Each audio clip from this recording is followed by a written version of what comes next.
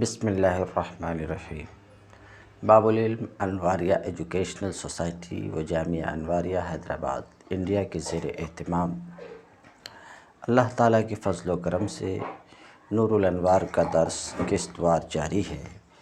آج کا درس شروع ہوتا ہے وَأَمَّا الثَّابِتُ بِاقْتِضَاءِ النَّصِّ فَمَا لَا يَعْمَلُ النَّصُّ إِلَّا بِشَرْطِ تَقَدُّمِهِ فَإِنَّ ذَلِكَ أَمْرٌ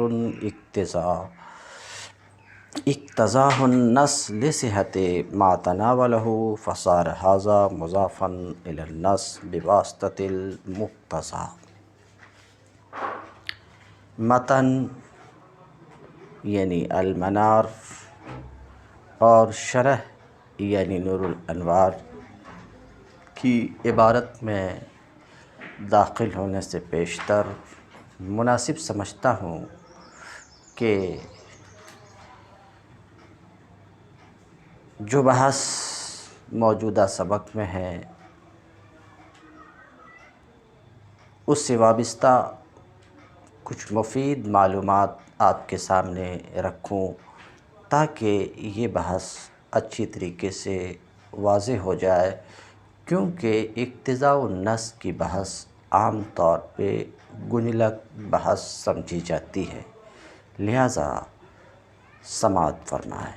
اقتضاء النص، اقتضا یقتضی اقتضاء لغوی معنی اس کا ہے چاہنا، تو اقتضاء کے معنی چاہنا، اور جس چیز کی چاہت ہوئی، جو چیز چاہی گئی وہ مقتضا، یعنی مقتضا جس کی چاہت ہوئی ہے، جس کا تقاضا کیا جائے، تو مقتضا جس کا تقاضا کیا جائے۔ اصطلاح میں یہ تو اقتضاء کا لغوی معنی تھا اور مقتضا کا لغوی معنی تھا۔ اصطلاح میں اصولیین کے یہاں عبارت کے الفاظ سے خارج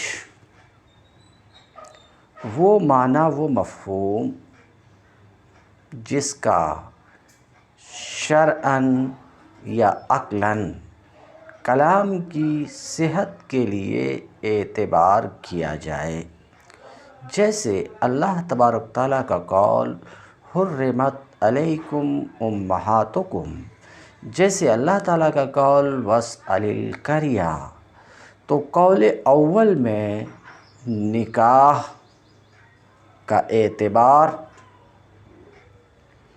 اور قول ثانی میں اہل کا اعتبار۔ الفاظ و عبارت سے خارج وہ معنی وہ مفہوم ہے جس کا شرعاً یا عقلاً کلام کی صحت کے لیے، کلام کی صحت کے لیے عبارت، الفاظ، جملہ، نص کی صحت کے لیے اعتبار کیا گیا۔ تو بہرحال اصطلاح میں کسے کہتے ہیں اقتضاء النص، تو عبارت کے الفاظ سے خارج، عبارت کے الفاظ سے زائد وہ معنی و مفہوم جس کا شرعاً یا عقلاً کلام کی صحت کے لیے اعتبار کیا جائے، یا یوں کہیے کہ عبارت کا اپنے الفاظ کے معنی سے زائد، عبارت کا اپنے الفاظ کے معنی سے خارج کسی ایسے معنی پر دلالت کرنا جس پر شرعاً یا عقلاً کلام کا صدق یا صحت موقوف ہو، صدق یا صحت موقوف ہو۔ مطلب یہ ہے کہ اقتضاء النص کا مصداق ما صدق علیہ اقتضاء النص، اقتضاء النص کا مصداق عبارت کے کسی لفظ کا مدلول وہ معنی نہیں ہوتا مگر عبارت کے کسی لفظ کا مدلول وہ معنی نہ ہونے کے باوجود عبارت کے صدق و صحت کے لیے اس معنی کو عبارت کے منطوق کے ساتھ اعتبار کیا جاتا ہے، مانا جاتا ہے۔ حکم اقتضاء النص کا بقدر ضرورت زائد معنی کا اعتبار اور اس پر عمل کرنا۔ بقدر ضرورت کا مطلب یہ ہے کہ کم از کم جتنے کے مان لینے پر کلام کا صدق یا صحت ثابت ہو جائے، بس اسی کے اعتبار کی اجازت ہے، زائد کی نہیں۔ صورتیں اور مثالیں۔ ابھی تعریف میں ذکر کیا گیا کہ اقتضاء النص کی نوبت کیوں آتی ہے، شرعاً یا عقلاً کلام کی تصحیح کے لیے، کلام کی صحت یا صدق کے لیے اس کی ضرورت پیش آتی ہے، سمجھ رہے ہیں؟ اس لیے اس کی دو صورتیں ہیں۔ نمبر ایک، جس کا اعتبار صدق کے لیے ہو۔ نمبر دو، جس کا اعتبار صحت کے لیے ہو۔ پھر دوسری صورت کی دو شکیں ہیں۔ نمبر ایک، جس کا اعتبار شرعاً صحت کے لیے ہو۔ نمبر دو، جس کا اعتبار عقلاً صحت کے لیے ہو۔ اس طرح کل تین صورتیں ہو جاتی ہیں۔ شرعاً صدق کی صورت، اس کا مطلب یہ ہے کہ اگر اس معنی کو نہ مانا جائے تو شریعت کے اعتبار سے صدق اور سچائی کا ثبوت نہ ہو سکے، جیسے ایک مشہور ارشاد نبوی ہے، ان اللہ وضع عن امت الخطاء والنسیان۔ اللہ رب العزت نے میری امت سے خطا و نسیان کو ختم کر دیا ہے۔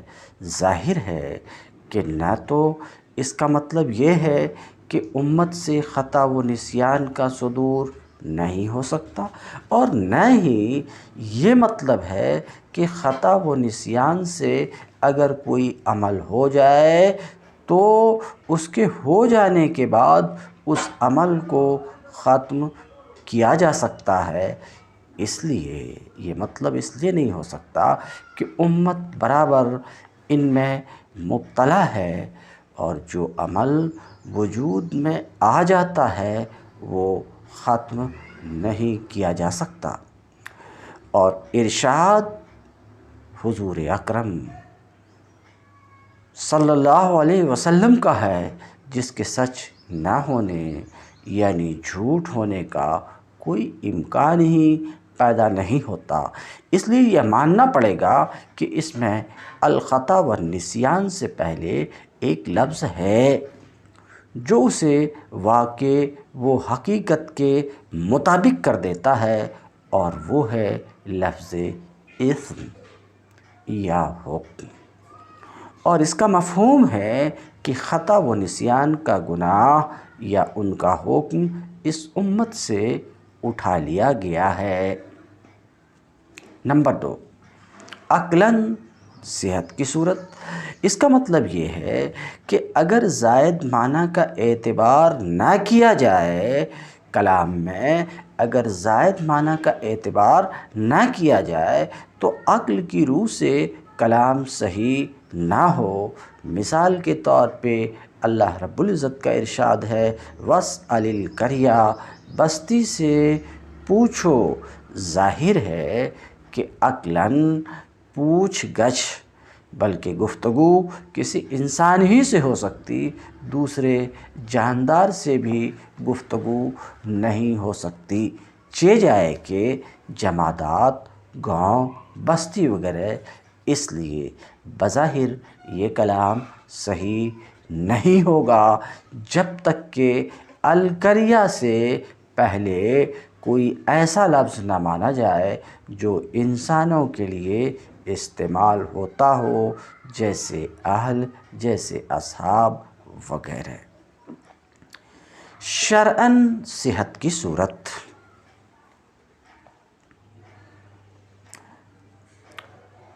اس کا مطلب یہ ہے کہ اگر زائد معنی کا کلام میں اعتبار نہ کیا جائے تو شریعت کے اعتبار سے کلام صحیح نہ ہو۔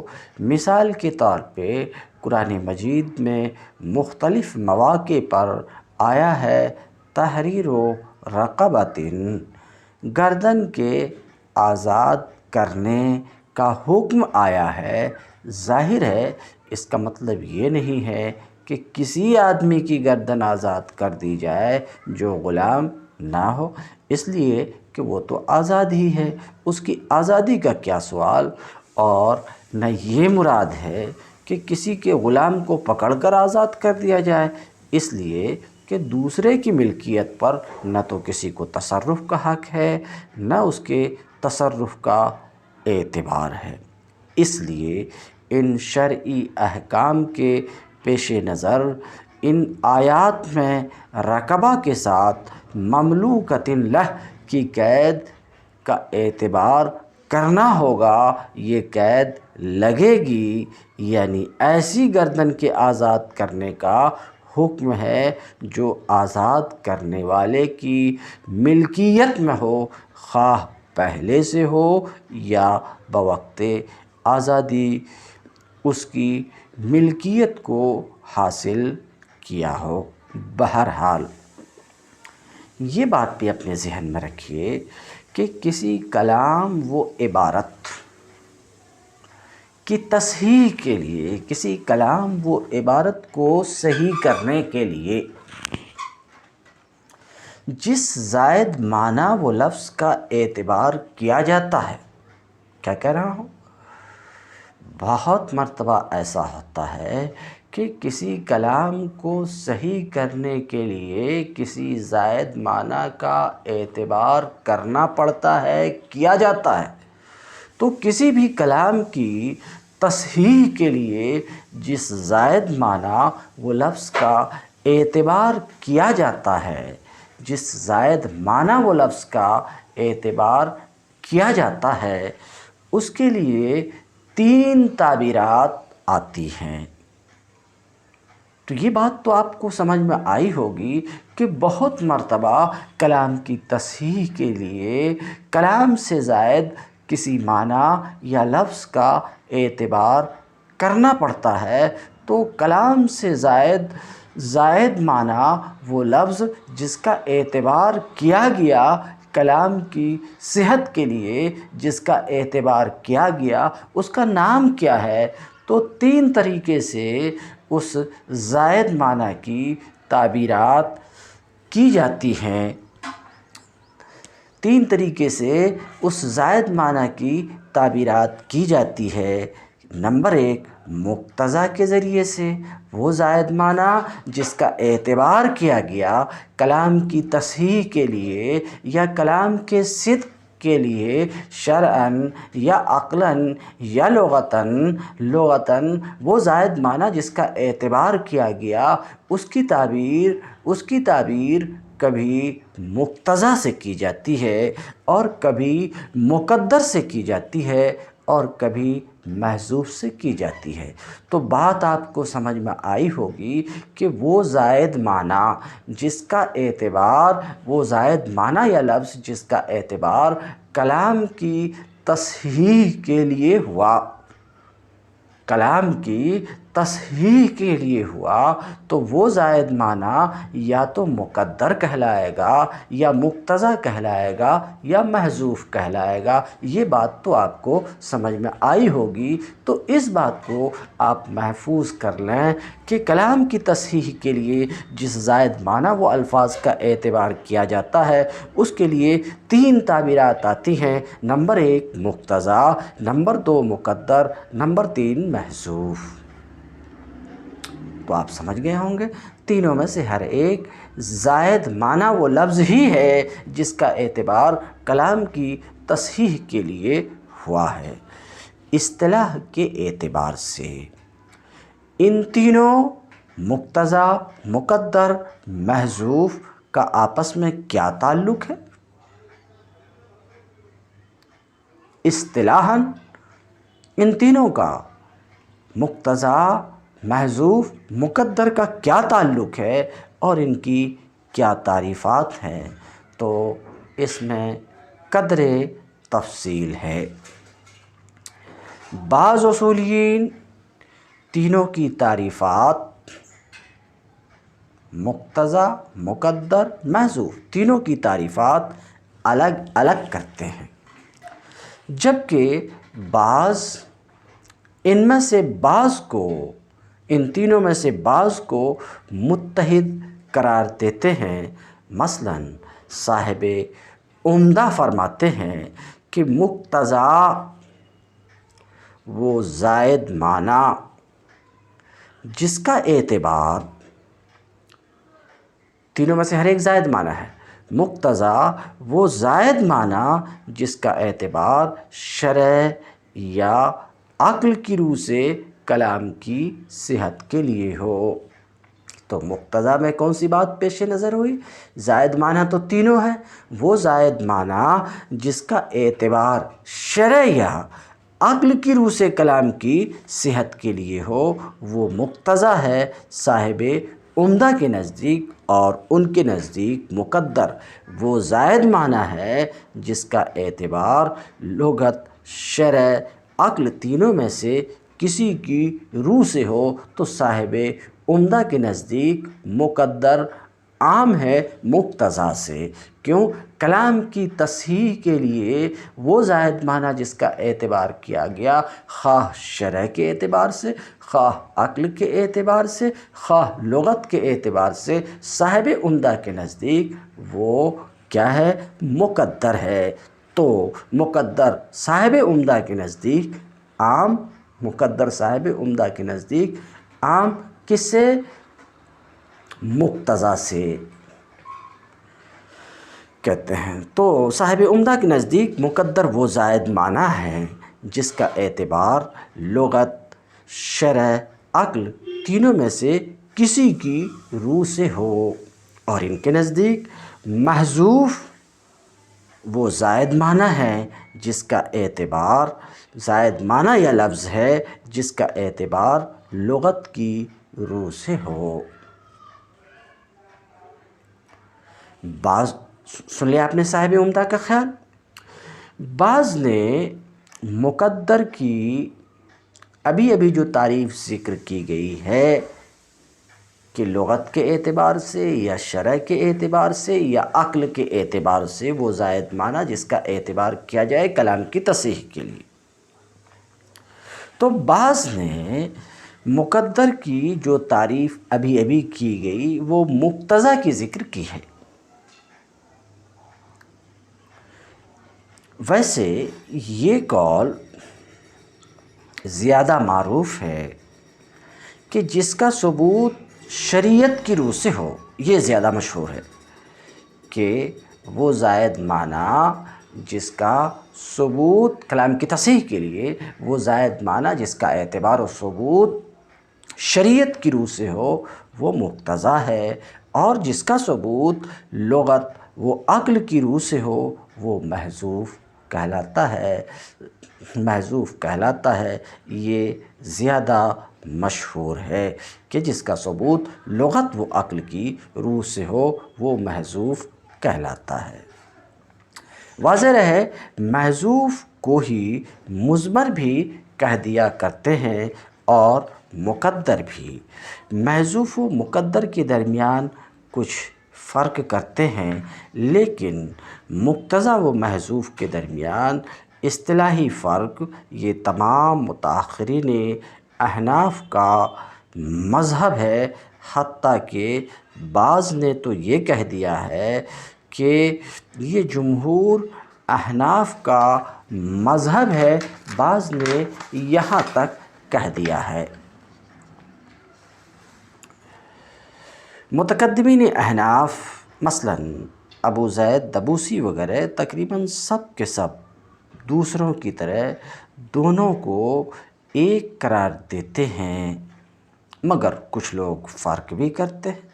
جو فرق کے قائل ہیں انہوں نے وجہ فرق کے ساتھ کہ مقتضا کا ثبوت شرعی اور محذوف کا ثبوت لغوی ہوتا ہے۔ عموماً انہوں نے ایک فرق یہ بھی بتایا ہے کہ مقتضا کے ماننے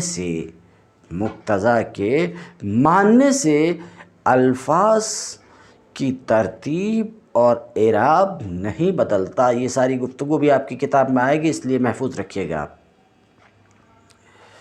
مقتضا کے ماننے سے عبارت کے الفاظ کی ترتیب اور اعراب نہیں بدلتا اور محذوف سے بدل جاتا ہے، مگر چونکہ کئی موقع پر اس کے خلاف بھی ثابت ہوتا ہے، اس لیے اور یہ ہوتا ہے، ابھی آپ کی کتاب میں یہ بات آئے گی، اس لیے اس وجہ فرق کو رد کر دیا گیا ہے۔ بعض نے اس فرق کو بعض صورتوں کے ساتھ خاص کیا ہے، مگر اسے پسند نہیں کیا گیا ہے۔ محذوف و مقدر کا فرق یہ بیان کیا جاتا ہے کہ مقدر مانند مذکور کے ہوتا ہے، یعنی عبارت کے الفاظ میں موجود نہ ہونے کے باوجود اس کا عمل عبارت کے الفاظ میں پایا جاتا ہے، اور محذوف کا حذف کی صورت میں کوئی عمل و اثر باقی نہیں رہتا۔ وَأَمَّا الثَّابِتُ بِاقْتِضَاءِ النَّصِّ فَمَا،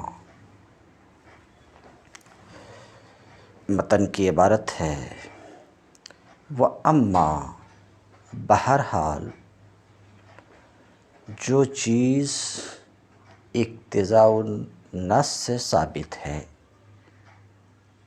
لیکن جو چیز نص کے چاہنے سے ثابت ہے، رک کر کے ایک بار سوچیے، رہی وہ چیز جو نص کے چاہنے سے ثابت ہے، تو وہ چیز جو نص کے چاہنے سے ثابت ہے وہ ہے کیا؟ مقتضا، جس کا تقاضا کیا گیا، جس کا ثبوت ہوا نص کے اقتضاء سے، نص کے تقاضے سے، نص کے چاہنے سے۔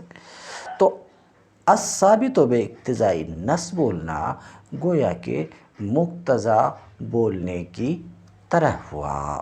تو کہتے ہیں بہرحال جو چیز اقتضاء النص سے ثابت ہو، اما الثابت باقتضاء النص، بہرحال جو چیز اقتضاء النص سے ثابت ہو، فما لا، تو یہ وہ چیز ہے،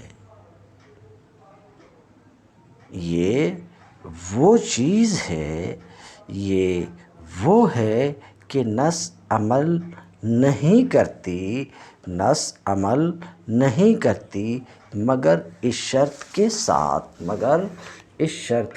ساتھ، کیا کہنا چاہ رہے ہیں کہ اقتضاء النص سے ثابت ہونے والی چیز یعنی مقتضا، فما، تو اب جب الثابت باقتضاء النص سے مراد مقتضا ہے تو فما سے تعریف ہو رہی ہے مقتضا کی۔ تو مقتضا وہ چیز ہے کہ نص عمل نہیں کرتی، نص پر عمل کرنا ممکن نہ ہو، نص پر عمل نہ ہو سکے، نص پر عمل نہ ہو سکے مگر اس شرط کے ساتھ کہ وہ یعنی شرط یعنی مقتضا مقدم ہو۔ تو کیا کہہ رہے ہیں، پھر سے سن لیجئے عبارت کہ اقتضاء النص سے ثابت ہونے والی چیز، اور آپ وہ سن چکے ہیں کہ اقتضاء النص سے ثابت ہونے والی چیز مقتضا ہے، تو مقتضا فما، مقتضا وہ چیز ہے کہ نص پر عمل نہ ہو سکے، نص پر عمل نہ کیا جا سکے، نص عمل نہ کرے مگر اس شرط کے ساتھ کہ نص سے پہلے وہ ہو، نص پر مقدم وہ ہو، وہ کون؟ مقتضا ہو۔ تو مقتضا ایک ایسی چیز ہے، مقتضا ایک ایسی چیز ہے کہ نص پر عمل کرنا ممکن نہ ہو، نص پر عمل نہ ہو سکے مگر اس شرط کے ساتھ کہ نص سے پہلے وہ شرط یعنی مقتضا ہو، نص سے پہلے وہ شرط یعنی مقتضا ہو۔ دیکھیے نص پر کہتے ہیں یہ ہے کہ نص عمل نہیں کرتی یا نص پر عمل نہ ہو سکے مگر اس شرط کے ساتھ کہ وہ نص پر مقدم ہو، مقتضا نص پر مقدم ہو۔ کہیں گے الا بشرط تقدم ہی، یہ جو مصنف نے قید لگایا ہے تو اس سے محذوف خارج ہو جا رہا کہ مقتضا وہ ہے کہ نص پر عمل نہ ہو سکے مگر اس شرط کے ساتھ کہ وہ نص پر مقدم ہو، یہ الا بشرط تقدم ہی یہ محذوف کو خارج کرنے کے لیے ہے، کیونکہ شرط مشروط کے لیے مصحح ہوتی ہے، مغیر نہیں ہوتی، اور محذوف جو ہے مذکور کو بدل دیتا ہے اس وقت جب کہ وہ کلام اور لفظ میں ذکر کر دیا جائے، جس کی تفصیل آئے گی۔ تو الا بشرط تقدم ہی محذوف کو مقتضا سے نکالنے کے لیے ہے۔ یہ بات آپ کے سمجھ میں آئے گی جو شروع میں اس سے پہلے میں کہہ چکا کہ وہ زائد معنی جو وہ خارج معنی، وہ ایکسٹرا معنی جو کلام کی تصحیح کے لیے شرعاً یا عقلاً یا لغتاً مانا جاتا ہے، جس کا اعتبار کیا جاتا ہے اس معنی کی تعبیر مقتضا، محذوف اور مقدر سے اس معنی کی تعبیر کی جاتی ہے۔ تو کیا یہ تینوں ایک ہی ہیں یا ان تینوں کے درمیان کچھ فرق ہے؟ تو یہ عبارت الا بشرط تقدم ہی میں اشارہ ہے کہ ان تینوں کے درمیان فرق ہے، مقتضا الگ چیز ہے، محذوف الگ چیز ہے، کیونکہ مقتضا کی تعریف یہ ہے کہ مقتضا وہ چیز ہے کہ نص پر عمل نہ ہو سکے، نص عمل نہیں کرتی مگر اس شرط کے ساتھ کہ مقتضا اس سے پہلے ہو۔ تو یہ قید لگانا، مصنف یہ قید لگا رہے ہیں، اس قید کو لگا کر محذوف کو نکالنا ہے، کیونکہ شرط مشروط کے لیے مصحح ہوتی ہے، مغیر نہیں ہوتی ہے، جبکہ محذوف کا حال یہ ہے کہ وہ کلام کو بدل دیتا ہے لفظ میں ہونے کے وقت، اس ذکر کیے جانے کے وقت، اعتبار کیے جانے کے وقت کہ جب وہ ذکر کیا جاتا تو وہ کلام کو بدل دیتا ہے۔ اس لیے محذوف ایک الگ چیز ہے اور مقدر ایک الگ چیز ہے۔ المختصر یہ کہ الا بشرط تقدم ہی محذوف کو نکالنے کے لیے ہے۔ بہرحال تو اقتضاء النص سے ثابت ہونے والی چیز یعنی مقتضا وہ چیز ہے کہ نص عمل نہیں کرتی مگر اس شرط کے ساتھ کہ وہ نص پر مقدم ہو۔ فإن ذلک امر اقتضاء النص، کیونکہ وہ یعنی مقتضا، شرط یعنی مقتضا، کیونکہ وہ ذالک سے اشارہ شرط کی طرف، اور شرط کون ہے؟ مقتضا، تو ذالک سے اشارہ مقتضا کی طرف، کیونکہ مقتضا ایک ایسی چیز ہے، مقتضا ایک ایسی چیز ہے جس کا نص مقتضی ہے۔ مقتضا ایک ایسی چیز ہے جس کا نص مقتضی ہے۔ کیوں نص کیوں مقتضی ہے مقتضا کا؟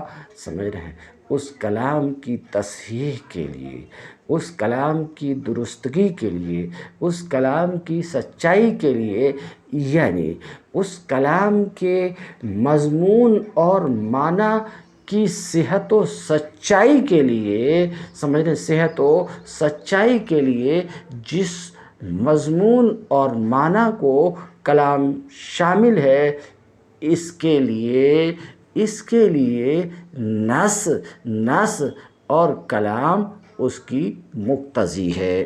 فإن ذلک امر، کیونکہ مقتضا ایک ایسی چیز ہے کہ نص اس کی مقتضی ہے، کلام اس کا مقتضی ہے۔ مقتضا ایک ایسی چیز ہے کہ نص، کلام اور لفظ اس کا مقتضی ہے۔ کیوں مقتضی ہے؟ لصحت ما تناولہ، سمجھ رہے ہیں؟ تو کیا کام ہے کہ مقتضا ایک ایسی چیز ہے کہ نص اس کی مقتضی ہے، سمجھ رہے ہیں کہ مقتضا ایک ایسی چیز ہے جس کے وجود کا نص اپنے معنی و مفہوم کی صحت کے لیے تقاضا کرتی ہے۔ فصار ھذا مضافا الی النص، تو یہ یعنی شرط یعنی مقتضا، فصار ھذا، تو یہ یعنی مقتضا مضاف ہے نص کی طرف۔ مقتضا مضاف ہے کس کی طرف؟ نص کی طرف۔ کس کے واسطے سے؟ مقتضا مضاف ہے نص کی طرف، کس کے واسطے سے؟ بواسطۃ المقتضا، مقتضا کے واسطے سے، یعنی اقتضاء کے واسطے سے۔ یہ تو متن کی عبارت ہے۔ اب اس عبارت پر شارح کیا گفتگو کرتے ہیں اسے سمجھیے۔ فی ہذہ العبارہ، ابھی جس عبارت کو آپ نے سنا، اما ثابت باقتضاء النص الی آخرہ، اس عبارت میں دو توجیہ آئی ہیں۔ نمبر 1، احدہما ان یکون الثابت باقتضاء النص هو المقتضى۔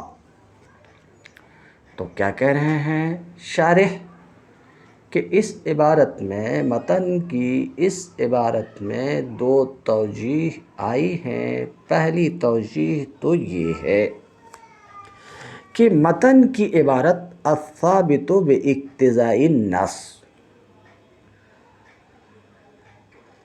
متن کی یہ عبارت نص کے چاہنے سے ثابت ہونے والی چیز، نص کے تقاضے سے ثابت ہونے والی چیز، یعنی وہ چیز جو نص کے چاہنے سے ثابت ہے۔ تو کیا کہتے ہیں؟ پہلی توضیح یہ کہ الثابت باقتضاء النص جو متن کی عبارت میں ہے، اس سے مراد مقتضا ہو۔ کیسے مراد ہو؟ تو آپ نے سنا، نص کے چاہنے سے ثابت ہونے والی چیز، یعنی وہ چیز جس کو نص نے چاہا، وہ چیز جو نص کے تقاضے سے ثابت ہوئی، اور وہ مقتضا ہے۔ تو کہتے ہیں ایک توجیہ تو یہ کہ متن کی عبارت میں الثابت باقتضاء النص سے مراد مقتضا ہو. کہتے ہیں پہلی توجیہ یہ کہ متن کی عبارت الثابت باقتضاء النص سے مراد مقتضا، مقتضی نہیں، مقتضا اس میں مفعول ہو. اور متن کی عبارت الثابت باقتضاء النص میں جو اقتضا ہے، کیا کہا؟ الثابت باقتضاء النص سے مراد مقتضا، اور اقتضا کا جو لفظ ہے اس عبارت میں اقتضا اپنے مصدری معنی میں ہے، یعنی نص کے چاہنے سے. الثابت باقتضاء النص، نص کے چاہنے سے ثابت ہونے والی چیز.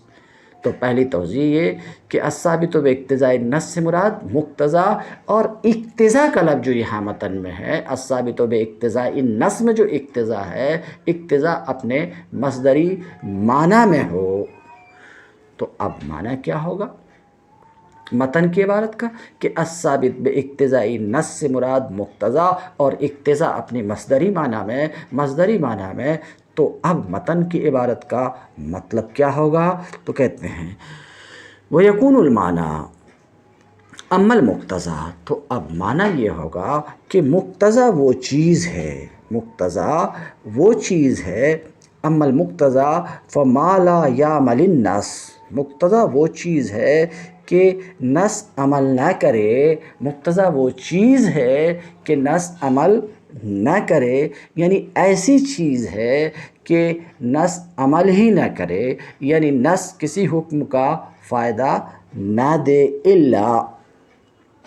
تو کیا کہنا چاہ رہے ہیں؟ اس صورت میں جب کہ الثابت باقتضاء النص سے مراد مقتضا ہو اور یہاں جو اقتضا کا لفظ ہے وہ اپنے مصدری معنی میں، تو عبارت کا مطلب یہ ہو جائے گا کہ الثابت باقتضاء النص بولنا گویا کہ مقتضا بولنے کی طرح ہو گیا.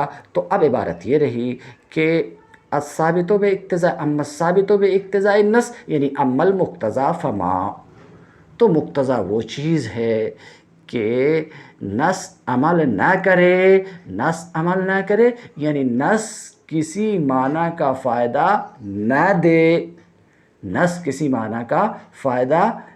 دے، مقتضا وہ چیز ہے کہ نص کسی معنی کا فائدہ نہ دے مگر اس شرط کے ساتھ.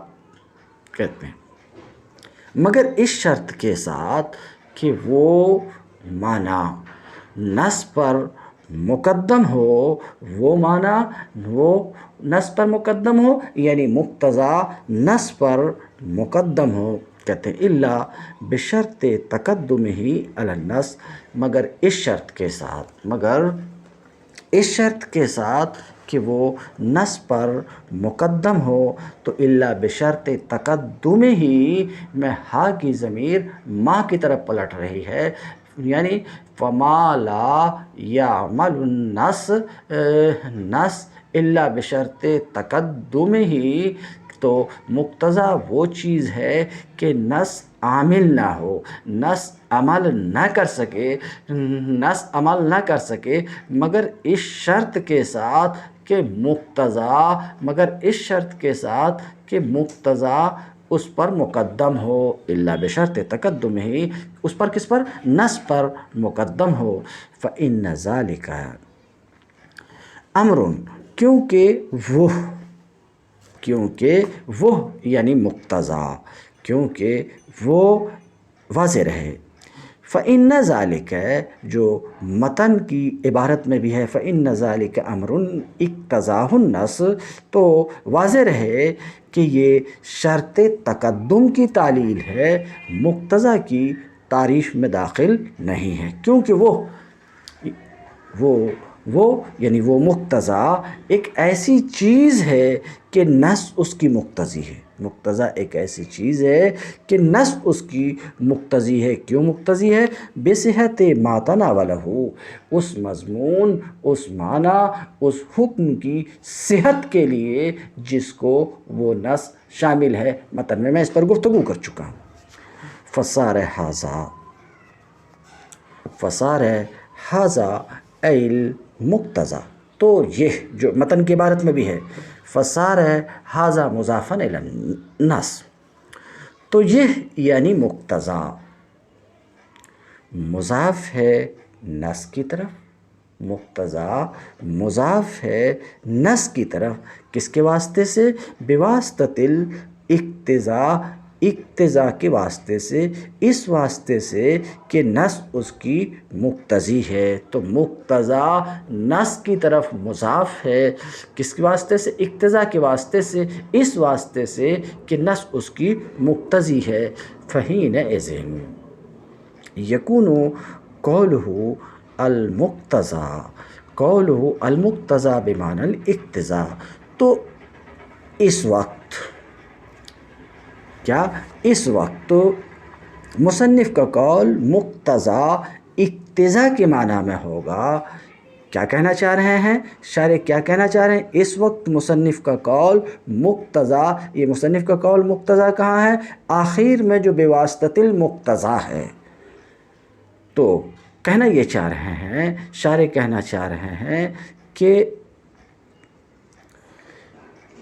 مصنف کی عبارت فصار ھذا، فصار ھذا، تو مصنف کے فصار ھذا میں جو ھذا ہے، مصنف کی عبارت، مصنف کے الفاظ فصار ھذا میں جو ھذا ہے، اس ھذا سے اشارہ کس کی طرف ہے؟ کہتے مصنف کے قول فصار ھذا میں جو ھذا ہے اس سے مقتضی کی طرف اشارہ ہے، اور جب مقتضی کی طرف اشارہ ہے تو معنی یہ ہوا کہ یہ مقتضی نص سے مقتضی کی طرف مضاف ہے مقتضی کے واسطے سے، یہ مقتضی مضاف ہے کس کی طرف؟ نص سے مقتضی کی طرف مضاف ہے، کس کے واسطے سے؟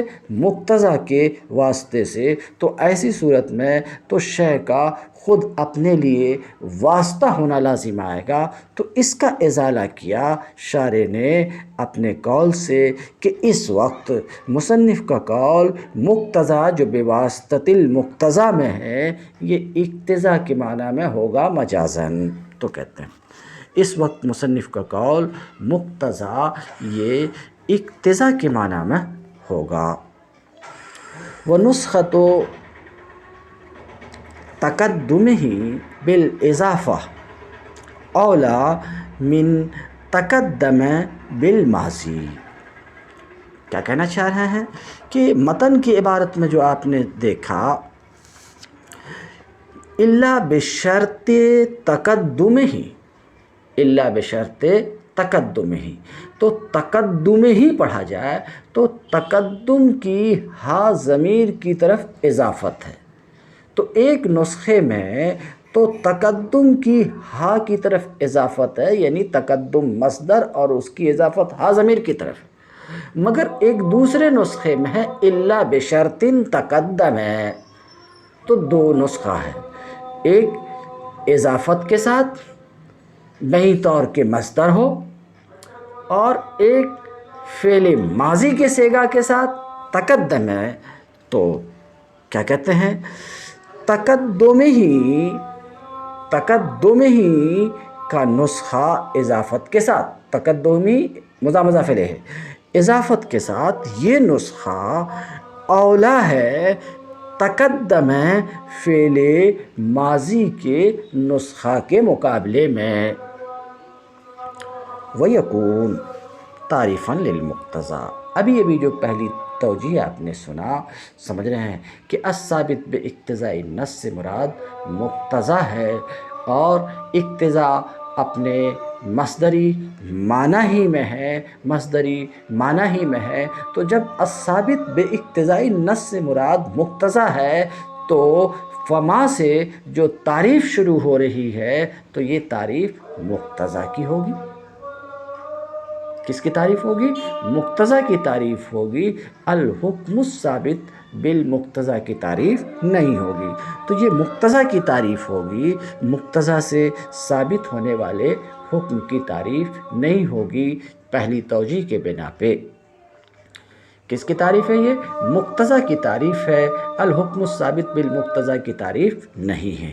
ایسی صورت میں اس تعریف کے مقتضیٰ کی تعریف ہونے کی صورت میں، الحکم الثابت بالمقتضیٰ کی تعریف نہ ہونے کی صورت میں ایک تھوڑی سی قباحت یہ ہے کہ یہ اپنے قرین اور ساتھی کے برخلاف ہو جائے گا کہ ابھی اس سے پہلے اس کے قرین اور ساتھی کا ذکر ہوا الثابت بدلالت النص، تو وہاں جو تعریف تھی تو حکم الثابت، الحکم الثابت بدلالت النص کی، یہاں اس توجیہ کے بنا پر جو تعریف ہوگی الحکم الثابت بمقتضی النص کی تعریف نہیں ہوگی بلکہ یہ تعریف مقتضیٰ کی ہوگی۔ تو اب اس توجیہ کے بنا پر یہ اپنے قرین کے خلاف ہوگا کہ اس کا جو قرین تھا وہاں حکم کی تعریف تھی اور نفس دلالت کی تعریف نہیں تھی، بلکہ حکم الثابت بدلالت النص کی تعریف تھی، اور یہاں جو تعریف ہوگی حکم کی تعریف نہیں ہوگی بلکہ مقتضیٰ کی تعریف ہوگی۔ تو کہتے ہیں تو ایسی صورت میں یہ اپنے قرین یعنی الثابت بدلالت النص کے مخالف ہوگا۔ یہ تو رہی پہلی توجیہ، یہ پہلی توجیہ۔ اور دوسری توجیہ یہ ہے کہ اقتضاء مقتضیٰ کے معنی میں ہو۔ مصنف کی عبارت اما الثابت باقتضاء النص الی آخرہ کی دوسری توجیہ شارح بیان کر رہے ہیں۔ دوسری توجیہ یہ ہے کہ متن کی عبارت اما الثابت باقتضاء النص میں جو اقتضاء ہے اس سے مراد مقتضیٰ ہو۔ دوسری توجیہ یہ ہے کہ متن کی عبارت میں جو اقتضاء ہے وہ اقتضاء مقتضیٰ کے معنی میں ہو، مصدر اس میں مفعول کے معنی میں ہو۔ تو اب متن کی عبارت کا معنی یہ ہوگا کہ نص کے مقتضیٰ سے ثابت ہونے والی چیز، یعنی وہ حکم جو نص کے مقتضیٰ سے ثابت ہے۔ تو کہتے ہیں وَهُوَ تَعْرِيفٌ لِلْحُكْمِ الثَّابِتِ بِالْمُقْتَضَىٰ۔ ایسی صورت میں دوسری توجیہ کی صورت میں، یعنی اقتضاء سے، متن کی عبارت میں اقتضاء سے مقتضیٰ مراد لیے جانے کی صورت میں، اب یہ الحکم الثابت بالمقتضیٰ کی تعریف ہوگی، صرف مقتضیٰ کی تعریف نہیں ہوگی۔ ایسی صورت میں اس وقت جب کہ یہ الحکم الثابت بالمقتضیٰ کی تعریف ہو تو یہ اپنے قرین کے یعنی الثابت بدلالت النص کے یہ موافق ہوگی۔ کہتے ہیں دوسری توجیہ یہ ہے کہ اقتضاء مقتضیٰ کے معنی میں ہو، وَهُوَ تَعْرِيفٌ لِلْحُكْمِ الثَّابِتِ بِالْمُقْتَضَىٰ، تو پھر یہ تعریف ہوگی، کس کی تعریف ہوگی؟ حکم الثابت بالمقتضیٰ کی تعریف ہوگی، اس حکم کی تعریف ہوگی جو مقتضیٰ سے ثابت ہے، مقتضیٰ کی تعریف نہیں ہوگی۔ تو پھر یہ اپنے قرین کے اپنے ساتھی کے بالکل یہ موافق ہوگا۔ اور مصنف کا قول تقدم الا بشرط تقدم ہے۔ دوسری توجیہ کی صورت میں جب کہ اقتضاء سے مراد مقتضیٰ ہو تو اس کے بعد کی عبارت میں جو تقدم کا لفظ آیا ہے یہ تقدم ہی نہیں بلکہ تقدم ہے۔ کہتے ہیں مصنف کا قول تقدم فعل ماضی کا صیغہ ہو، فعل ماضی کا صیغہ ہو، مصدر نہ ہو، تو معنی یہ ہوگا کہ وَأَمَّا الْحُكْمُ الثَّابِتُ بِمُقْتَضَى النَّصِ۔ اب متن کی عبارت کا معنی یہ ہوگا کہ نص کے مقتضیٰ سے ثابت ہونے والا حکم یہ وہ چیز ہے۔ الحکم ثابت بمقتضی النص، نص کے مقتضی سے ثابت ہونے والا حکم یہ وہ چیز ہے کہ نص اس میں عمل نہیں کرتی مگر اس شرط کے ساتھ کہ وہ شرط نص پر مقدم ہو، اس شرط کے ساتھ کہ وہ شرط وہی مقتضی ہے، وہ شرط نص پر مقدم ہو، وہ المقتضی، اور وہ شرط کون ہے؟ وہ مقتضی ہے۔ کیوں؟ فإن ذلك الشرط امر اقتضاہ النص، کیونکہ وہ شرط ایسی چیز ہے کہ نص نے اس کا تقاضا کیا، وہ شرط ایسی چیز ہے کہ نص خود اس کی مقتضی ہے اس مضمون کی صحت کے لیے، اس معنی کی صحت کے لیے جس کو نص شامل ہے۔ فصار ھذا الحکم الذی، تو فصار ھذا، تو یہ یعنی وہ حکم جس کی تعریف میں ہم لگے ہوئے ہیں، تو کہتے ہیں یہ یعنی یہ حکم جس کی تعریف میں ہم لگے ہیں، الحکم الثابت بمقتضی النص، یہ نص کی طرف مضاف ہے، تو یہ حکم نص کی طرف مضاف ہے۔ کس کی طرف؟ نص سے مقتضی کی طرف مضاف ہے، بواسطۃ المقتضی، مقتضی کے واسطے سے۔ کیونکہ نص سے مقتضی مقتضی پر دال ہے، نص کی صحت کے لیے، نص کی تصحیح کے لیے، تو نص سے مقتضی دال ہے مقتضی پر، اور مقتضی دال ہے اپنے حکم پر۔ فحینئذ، تو اس وقت یعنی توجیہ ثانی کے وقت مصنف کا قول، تو کہتے ہیں اس وقت مصنف کا قول فإن ذلك امر اقتضاہ النص، تو اس وقت مصنف کا یہ قول دلیل ہوگی، اس وقت مصنف کا یہ قول دلیل ہوگی، کس کی؟ مصنف کے قول الا بشرط تقدمہ کی۔ اس پر محشی کہتے ہیں کہ یہ کہنا کہ اس وقت یہ دلیل ہے، یعنی توجیہ ثانی کے وقت میں دلیل ہے، سمجھ رہے ہیں، یہ تخصیص بر محل نہیں ہے، کیونکہ مصنف کا قول فإن ذلك توجیہ اول کے بنا پر بھی دلیل ہے، سمجھ رہے ہیں، شرط تقدم کی، جیسا کہ پیچھے ہم ذکر کر چکے ہیں، سمجھ رہے ہیں، شرط تقدم کی دلیل ہے۔ تو اس وقت مصنف کا قول فإن ذلك امر، یہ دلیل ہے اس کے قول الا بشرط تقدم کی، اور مصنف کا قول فما لم یعمل النص، اور مصنف کا قول فما لم یعمل النص، یہ مصنف کے قول اما ثابت باقتضاء النص پر محمول ہے۔ اس وقت کیا ہوگا کہ مصنف کا یہ قول محمول ہوگا کس کے اوپر؟ اما ثابت باقتضاء النص پر محمول ہوگا، مصنف کے قول فصار ھذا کے واسطے سے اس پر محمول ہوگا مصنف کا قول۔ کیا مطلب ہے؟ کہتے ہیں مصنف کا یہ قول اس پر محمول ہوگا، کہتے ہیں اس وقت مصنف کے قول فصار ھذا کے واسطے سے، وإلا فلا ارتباط بینہما، ورنہ ان دونوں کے درمیان، یعنی مصنف کے قول فما لم یعمل اور مصنف کے قول اما ثابت کے درمیان کوئی ارتباط نہ ہوگا، کوئی رابطہ نہ ہوگا۔